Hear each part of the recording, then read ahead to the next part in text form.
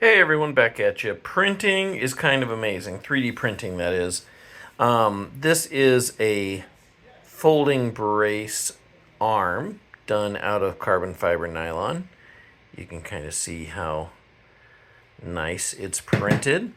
And I've printed and went to Tinkercad and made a longer arm that gave it a couple extra inches here. And from some of your comments, I hear that 2 inches makes all the difference, so there's a little extra 2 inches there. And this is a folding brace that operates pretty well on this AR22 build. The lock is not exactly perfect, but it's pretty darn close. But yeah, get into 3D printing carbon fiber nylon. Stuff is super strong, super rigid, very difficult to print at the beginning, and then much easier to print once you actually learn how to do it a little bit. It produces a very robust and very long-lasting 3D printed part.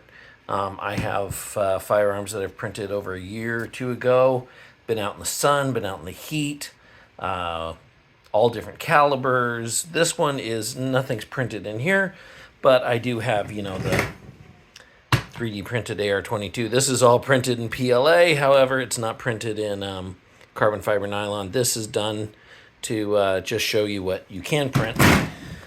But get into 3D printing. Check out some of these designs. There's a bunch of these little brace designs coming out.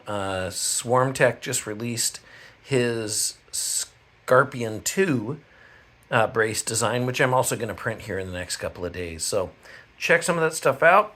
Get printing, get putting things together. I know the resident Biden keeps saying he's going to ban all these things. He doesn't know anything about 3D printing. Guys, you can't ban anything that you can make right in your home, right? Gonna be hard to do. So keep printing. Have a good one.